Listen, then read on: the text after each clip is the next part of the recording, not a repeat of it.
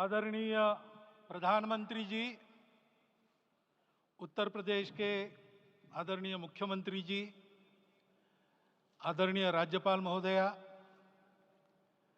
देश के आज विद्यमान सभी पंथ संप्रदायों का प्रतिनिधित्व करने वाले हमारे संत ऋषि आचार्य गण और समाज के सब स्तरों का प्रतिनिधित्व करने वाले निमंत्रित महानुभाव,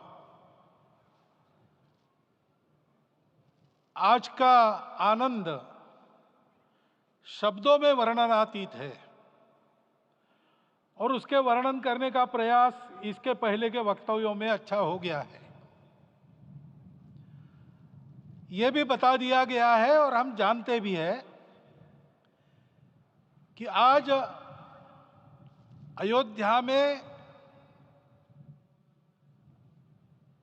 रामलला के साथ भारत का स्व लौट के आया है।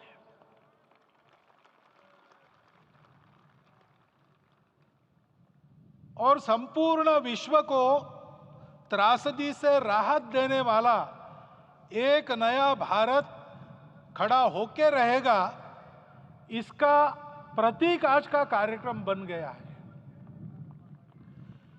ऐसे समय में आपके उत्साह का, आपके आनंद का वर्णन कोई नहीं कर सकता। हम यहां पर अनुभव कर रहे, पूर्ण देश में यही वातावरण है। छोटे छोटे मंदिर के सामने दूरदर्शन पर इस कार्यक्रम को सुनने वाले हमारे समाज के करोड़ों बंधु वहां पहुंच न पाए, ऐसे घर घर के हमारे नागरिक सज्जन, माता भगिनी सब भाव विभोर है, सब में आनंद है, सब में उत्साह है। और ऐसे समय में जोश की बातों में थोड़ी सी होश की बात करने का काम मुझे ही दिया जाता है। आज हमने सुना कि इस प्राण प्रतिष्ठा महोत्सव में पधारने के पूर्व प्रधानमंत्री जी ने कठोर व्रत रखा। जितना कठोर व्रत रखने को कहा था, उससे कई गुना अधिक कठोर व्रताचरण उन्होंने किया। मेरे पुराना उनसे परिचय है, मैं जानता हूं वो तपस्वी है ही, परंतु वो अकेले तप कर रहे हैं, हम क्या करेंगे। अयोध्या में रामलला आए, अयोध्या से बाहर क्यों गए थे, रामायण में क्यों गए थे बाहर, तो अयोध्या में कलह हुआ। अयोध्या उस पुरी का नाम है जिसमें कोई द्वंद्व नहीं, जिसमें कोई कलह नहीं, जिसमें कोई दुविधा नहीं। वो हुआ 14 वर्ष वनवास में गए। वो सब ठीक होने के बाद दुनिया के कलह को मिटा के वापिस आए। आज रामलला वापस फिर से आए हैं 500 साल के बाद। जिनके त्याग, तपस्या, प्रयासों से ये सोने का दिन आज हम देख रहे, सुवर्ण दिवस देख रहे, उनका स्मरण प्राण प्रतिष्ठा के संकल्प में हम लोगों ने कहा, आपने सुना होगा, स्मरण किया। उनकी तपस्या को, उनके त्याग को, उनके परिश्रम को शत बार, सहस्त्र बार, कोटि बार नमन है। रामलला के यहां इस युग में आज के दिन फिर वापस आने का इतिहास जो जो श्रवण करेगा वो राष्ट्र के लिए कर्म प्रवण होगा और उसके राष्ट्र का सब दुख दैन्य हरण होगा। ऐसे इस इतिहास का सामर्थ्य है। परंतु उसमें हमारे लिए कर्तव्य का आदेश भी है। प्रधानमंत्री जी ने तप किया, अब हमको भी तप करना है। राम राज्य आने वाला है, वो कैसा था, दैहिक दैविक भौतिक तापा, राम राज नहीं कहु व्यापा, सब नर करहि परस्पर प्रीति, चलहि स्वधर्म निरत श्रुति नीति, सब निर्दंभ धर्म रत पुनि, नर अरु नारी चतुर सब गुनी, सब गुणज्ञ पंडित सब ज्ञानी, सब कृतज्ञ नहीं कपट सयानी। राम राज्य के सामान्य नागरिकों का जो वर्णन है, हम भी इस गौरवमय भारतवर्ष की संतानें हैं। कोटि कोटि कंठ उसका जयगान करने वाले हमारे हैं। हमको इस प्रकार के व्यवहार को रखने का तप आचरण करना पड़ेगा।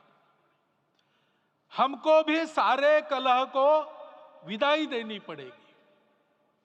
छोटे छोटे परस्पर मत रहते हैं, छोटे छोटे विवाद रहते हैं, उसको लेकर लड़ाई करने की आदत छोड़ देनी पड़ेगी। आखिर है क्या? ये बात बताई, वो सामान्य नागरिक कैसे थे? निर्दंभ, प्रामाणिकता से आचरण करने वाले, केवल बातें करने वाले नहीं और बातें करके उसका अहंकार पालने वाले नहीं थे। काम करते थे, आचरण करते थे और अहंकार नहीं था, ऐसे वो थे। और धर्मरत थे, यानी क्या थे? इस पर कठिन भाषा में प्रवचन बहुत लंबा हो सकता है, लेकिन थोड़े में धर्म के जो 4 मूल्य जिनकी चौखट पर धर्म है, ऐसा श्रीमद् भागवत में बताया है, सत्य करुणा शुचिता तपस, उसका आज हमारे लिए युगानुकूल आचरण क्या है? तो सत्य कहता है कि सब घटों में राम है, ब्रह्म सत्य है, वही सर्वत्र है। तो हमको ये जानकर आपस में समन्वय से चलना होगा, क्योंकि हम चलते हैं, सबके लिए चलते हैं, सब हमारे हैं, इसलिए हम चल पाते हैं। और इसलिए आपस में समन्वय रखकर व्यवहार करना, यह धर्म का पहला जो पैर है, सत्य, उसका आचरण है। करुणा दूसरा कदम है, उसका आचरण है सेवा और परोपकार। सरकार की कई योजनाएं गरीबों को राहत दे रही, सब हो रहा है, लेकिन हमारा भी कर्तव्य है, ये सब समाज बांधव हमारे अपने बंधु है। तो जहां हमको दुख दिखता है, पीड़ा दिखती है, वहां हम दौड़ जाए, सेवा करें, दोनों हाथों से कमाएं, अपने लिए न्यूनतम आवश्यक रखकर बाकी सारा वापस दे, सेवा और परोपकार के माध्यम से। यह करुणा का अर्थ आज है। शुचिता पर चलना है, यानी पवित्रता होनी चाहिए। पवित्रता के लिए संयम चाहिए, अपने को रोकना है। सब अपनी इच्छाएं, सब अपने मत, सब अपनी बातें ठीक होंगी ही ऐसा नहीं, और होगी तो भी अन्यों के भी मत है, अन्यों की भी इच्छाएं हैं। और इसलिए अपने आप को संयम में रखते हैं तो सारी पृथ्वी सब मानवों को जीवित रखेगी। गांधी जी कहते थे, earth has enough for everyone's need, but it cannot satisfy everyone's greed. तो लोभ नहीं करना, संयम में रहना और अनुशासन का पालन करना, अपने जीवन में अनुशासित रहना, अपने कुटुंब में अनुशासन रहना, अपने समाज में अनुशासन रहना। सामाजिक जीवन में नागरिक अनुशासन का पालन करना। भगिनी निवेदिता कहती थी कि स्वतंत्र देश में नागरिक